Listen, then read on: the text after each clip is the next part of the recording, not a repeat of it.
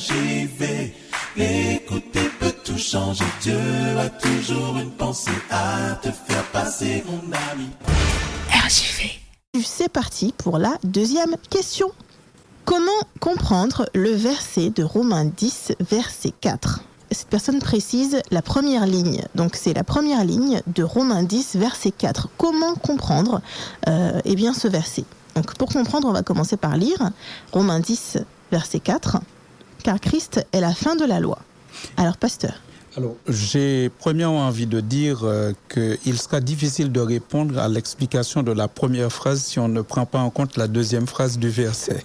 Parce que ce serait saucissonner le verset qui nous empêchera de bien le comprendre par la suite.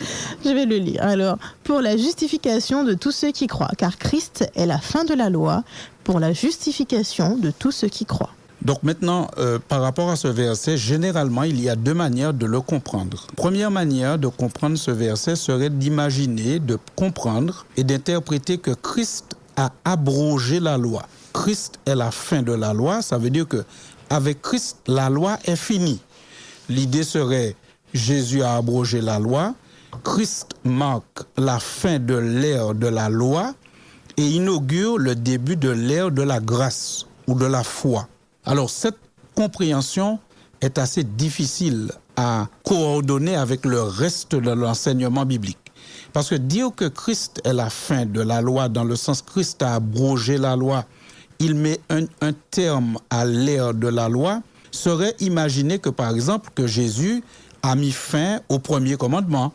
Le premier commandement qui dit « Tu n'auras pas d'autre Dieu devant ma face » serait d'imaginer que Christ a mis fin au deuxième commandement qui dit « Tu ne te feras point d'image taillée, ni de représentation quelconque des choses qui sont en haut dans les cieux ou qui sont en bas sur la terre pour te prosterner devant pour ton culte. » Donc ces deux commandements, par exemple, interdisent le polythéisme, tu n'auras pas d'autre Dieu devant ma face, donc tu dois avoir un seul Dieu, et interdisent par exemple l'idolâtrie, construire des idoles, des choses qu'on va adorer, qui représentent des dieux, ou alors ce serait penser que Christ est venu, il a abrogé le commandement qui dit tu ne mentiras pas. Mais si on prend cette lecture-là, c'est difficile de faire cela coïncider, de faire ça rentrer en harmonie avec le reste de la Bible. Parce que jusque dans les derniers livres de la Bible, jusque dans le livre de l'Apocalypse, on voit que ce que nous venons de dire, qui est dans les 10 commandements, qui est dans la loi, n'est pas du tout abrogé. Prenons par exemple 2 textes de l'Apocalypse.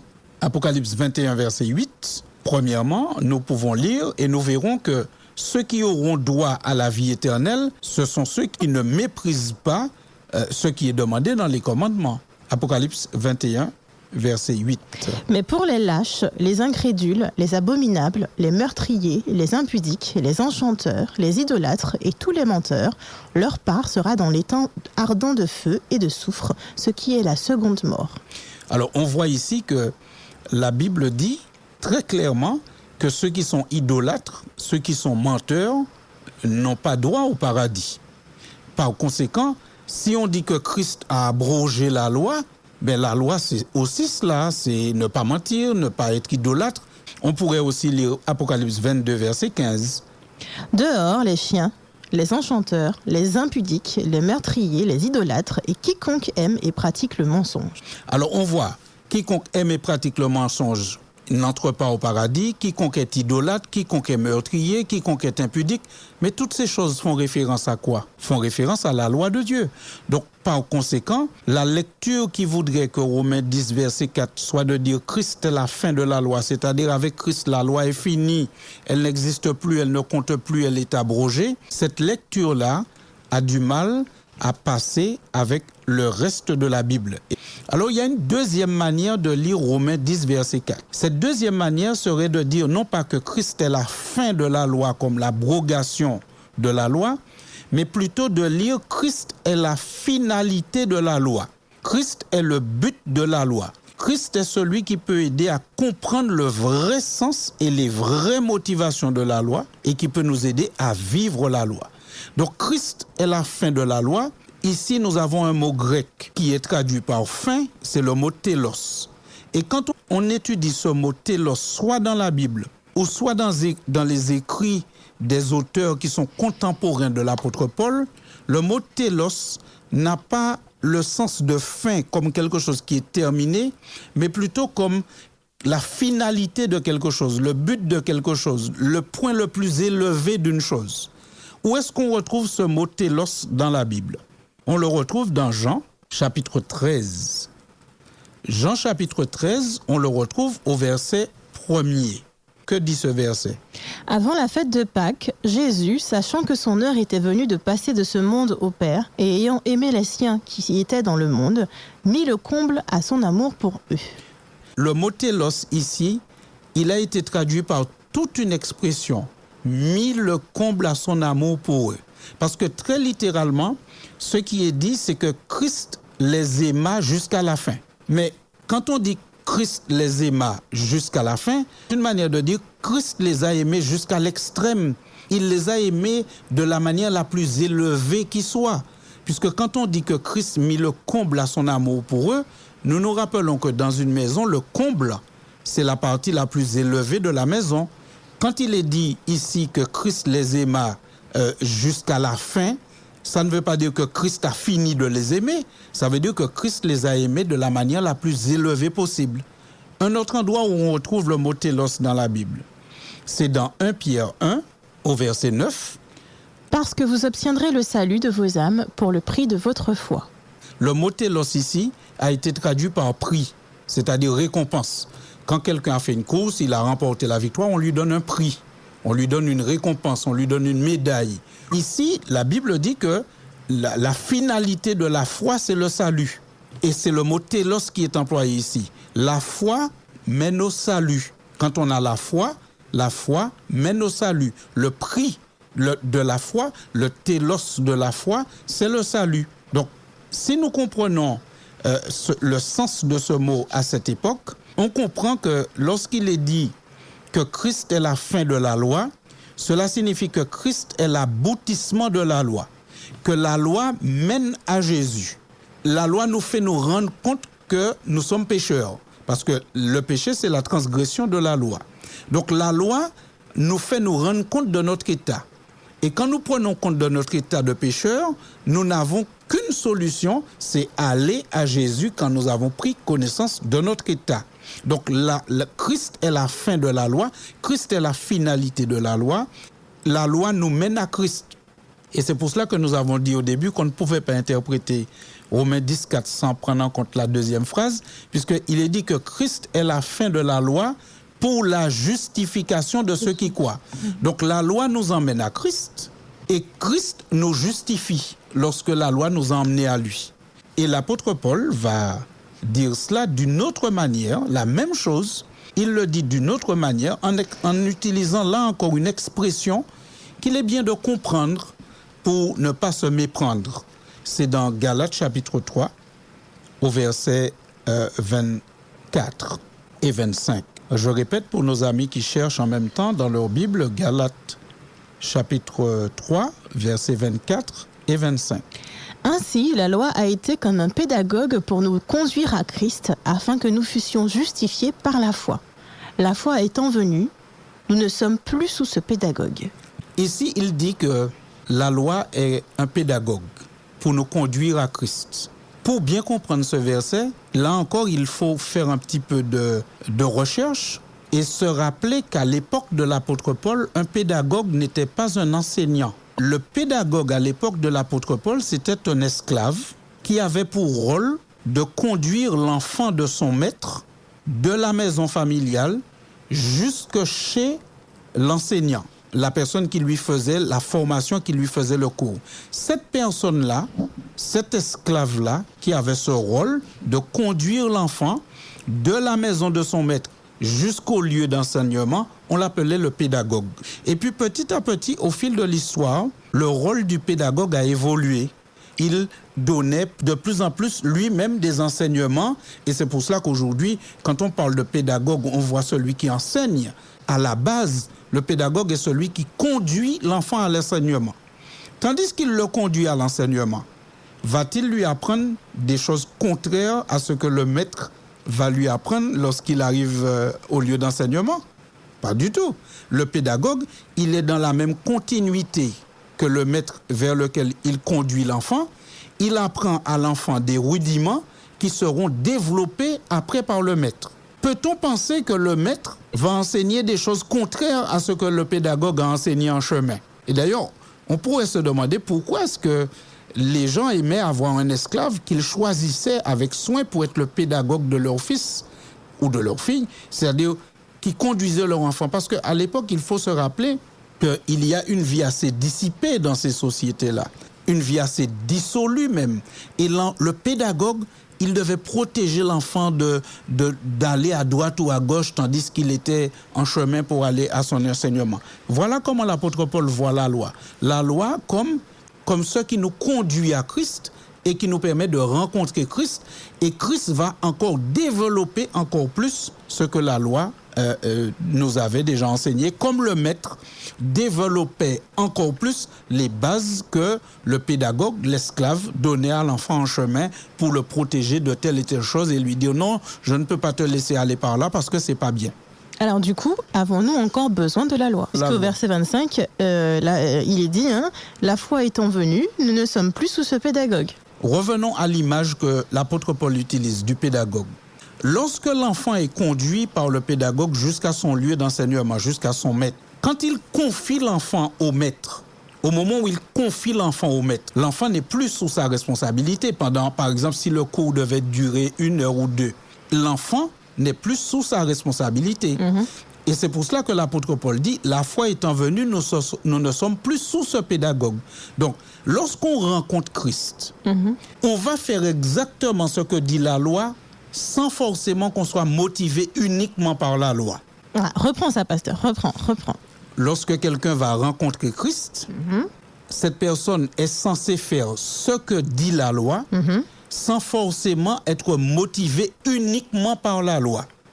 D'accord. Donc par exemple, quelqu'un qui est baptisé, qui vient de rencontrer Dieu, va obéir à la loi, donc au commandement, sans pour autant être motivé par les commandements? Oui, parce qu'il n'est pas motivé par l'interdit du commandement, il est motivé par l'amour que Jésus va lui transmettre. Prenons 2 textes bibliques pour essayer d'appuyer cela.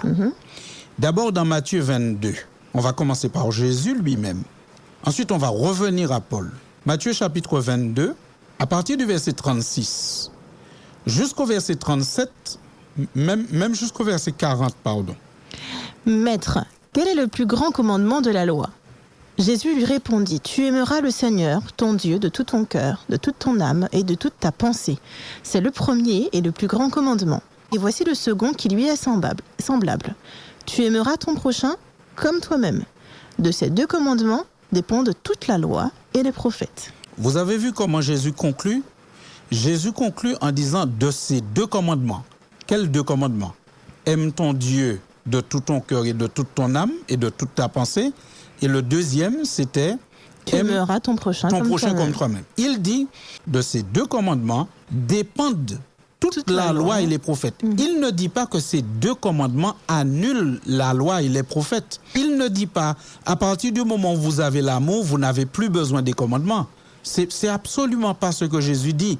Il dit de ces 2 commandements, c'est-à-dire le commandement de l'amour pour Dieu, de l'amour pour le prochain, de ces 2 commandements dépendent toute la loi. Ce qui signifie que le chrétien véritable, il n'obéit pas à la loi parce qu'il a peur d'un interdit.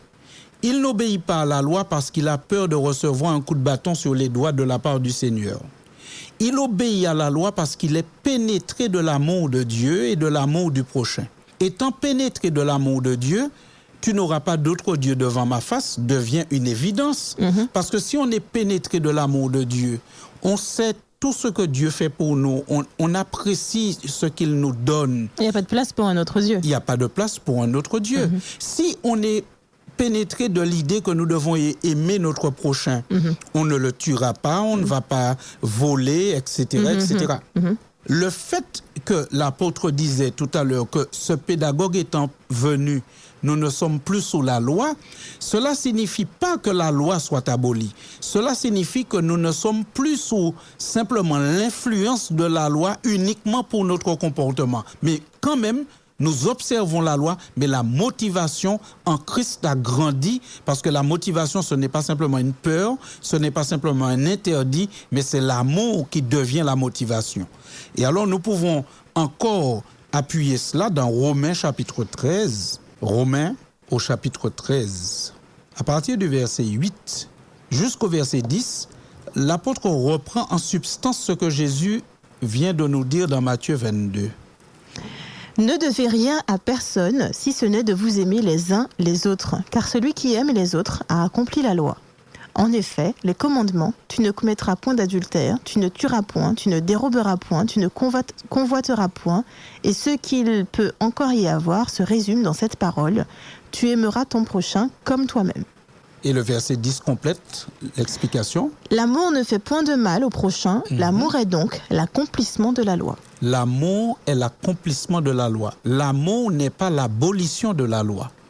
Et Dieu est amour. Voilà, il faut qu'on comprenne bien les mots qui sont employés pour ne pas nous méprendre.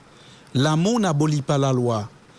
Parfois, on peut entendre certains enseignements qui laisseraient comprendre aujourd'hui ce dont on a besoin, c'est l'amour. On n'a pas besoin de la loi. Ce qui compte, c'est l'amour, c'est aimer. Mais la Bible ne dit pas cela.